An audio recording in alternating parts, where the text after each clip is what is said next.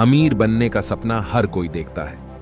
गरीब इंसान का तो जीवन भर का एक ही सपना होता है कि वो अमीर बन जाए, और अमीर इंसान और ज्यादा अमीर बनने की कोशिश में लगा रहता है। ज्यादातर लोग अमीरी गरीबी को किस्मत का खेल मानते हैं, लेकिन ऐसा नहीं है।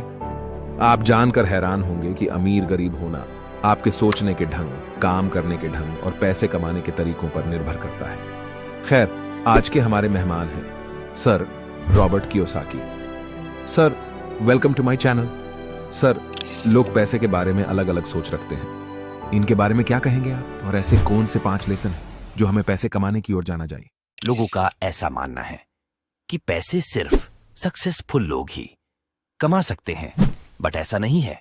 पैसा हर कोई कमा सकते हैं, बस उसे पता होना चाहिए कि पैसे को कैसे काम पर लगाना चाहिए। तो मैं आज आपको ऐसे 5 बातें बताऊंगा जो अपने ये बात जान ली तो आपको पता चलेगा कि पैसे को किस तरीके से काम पर लगाना चाहिए। Lesson number 1, keeping money is more important than making it. मैं आपको एक इंडियन का ही एग्जाम्पल देता हूं। सुशील कुमार का नाम आपने सुना ही होगा, जिन्होंने केबीसी 2011 में 3.6 करोड़ की प्राइज मनी सारे टैक्स के बाद जीती थी। जब उनके बारे में 2015 में पता किया गया तो पता चला कि वह आज भी जॉबलेस हैं। उनको मिली हुई सारी प्राइज मनी खत्म हो चुकी है।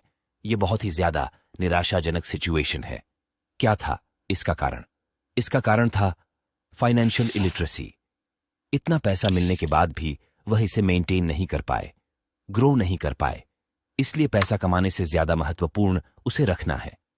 सुशील कुमार ही नहीं बल्कि बहुत सारे ऐसे स्पोर्ट्समैन व सेलिब्रिटी भी हैं जो एकदम बहुत सारा पैसा आने के बाद बहुत अमीर हो गए, फिर कुछ सालों बाद बिल्कुल कंगाल। इसका मेन कारण था फाइनेंशियल इलिटरेसी। उनमें पैसा मेंटेन और ग्रो करने की स्किल नहीं थी। वाइड स्प्रेड फाइनेंशियल लिटरेसी का एक बहुत ही बेहतरीन एग्जाम्पल देते हैं। क्या आपको पता है, सुशील कुमार ने अपनी प्राइज मनी का अधिकांश पैसा कहाँ खत्म किया? उन्होंने अपनी जॉइंट फैमिली के लिए एक 3 मंजिला घर बनाया। किसी एक कंट्री में ही नहीं बल्कि पूरे वर्ल्ड में घर को एसेट्स माना जाता है, जबकि मेरे हिसाब से घर एसेट्स नहीं है बल्कि एक लायबिलिटी है। एसेट्स तो वह होता है जो आपके पैसे से और पैसा बना कर दे, जबकि घर के केस में आपको लोन चुकाना पड़ता है। आपकी जेब कुछ आता नहीं बल्कि जाता है। केवल उन चीजों को एसेट्स बताते हैं जो घर बैठे आपको पैसा कमा कर दे। हर वो चीज लायबिलिटी है जो आपकी जेब से पैसा निकालकर दूसरे की जेब में डाले। तो आपको एसेट्स खरीदना चाहिए, नहीं कि liability. Number 2, don't work for money, money work for them. कैसे एक फियर सर्कल कई दशकों से चला आ रहा है जिसे रैट रेस कहते हैं, जिसका ज्यादातर लोग हिस्सा है। अच्छे कॉलेज से पढ़ाई करो, एक अच्छी नौकरी ज्वाइन करो, फिर एक अच्छी लड़की से शादी करो, फिर शादी के बाद अपने नए परिवार का स्टेटस बनाए रखने के लिए। बचपन से ही बस यही साइकिल हमारे दिमाग में बैठाया जाता है। अच्छा पढ़ो, नौकरी करो और पैसे कमाओ। अगर ऐसा नहीं होगा तो तुम कामयाब नहीं हो पाओगे। अगर कोई दूसरा रास्ता चुनोगे तो फेलियर ही मिलेगा। ये डर आपको रैट रेस का हिस्सा बनाता है। तो जब पैसा आना शुरू हो जाता है, लोन लेकर घर खरीदो, गाड़ी खरीदो, अपने लाइफस्टाइल को क्रेडिट कार्ड की मदद से एकदम हाई क्लास बनाकर रखो। जब हर महीने के खर्चे फिक्स हो जाए तो पूरी जिंदगी जॉब करते रहो, नहीं तो ये खर्चे कहां से पे करोगे?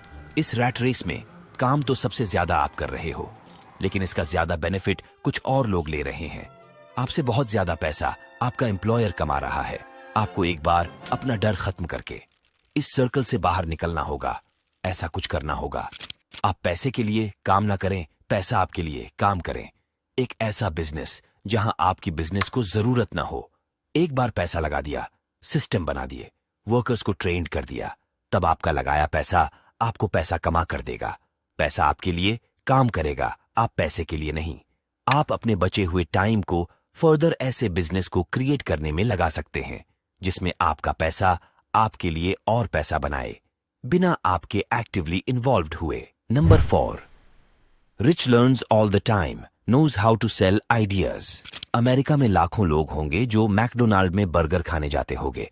मैकडोनाल्ड में जो बर्गर बिकता है उससे कहीं अच्छा बर्गर बना लेते होंगे, लेकिन एक ठीक ठाक से टेस्ट वाला बर्गर कैसे एक बजट प्राइस में, ऐसे प्राइस में जो स्ट्रीट वेंडर के प्राइस से मैच कर सकता है, उसे पूरे विश्व में बेचना। इसको मैकडोनाल्ड ग्रुप के फाउंडर रे से अच्छा कौन जानता है। इस लास्ट लर्निंग में वह बताते हैं कैसे एक आइडिया का स्ट्रॉन्ग एग्जीक्यूशन तभी पॉसिबल है जब आप हरदम नई और प्रैक्टिकल चीजें सीखते रहते हैं। Number 5, taxes are for the middle class and poor.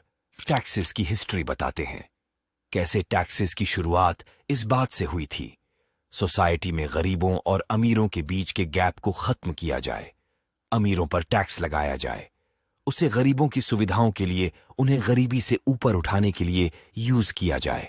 पहले सिर्फ अमीरों पर टैक्स लगता था, लेकिन धीरे धीरे दुनिया की हर कंट्री में अमीरों के साथ साथ मिडिल क्लास और अपर मिडिल क्लास पर भी टैक्स लगना शुरू हो गया। इससे सिनेरियो बिल्कुल उल्टा हो गया।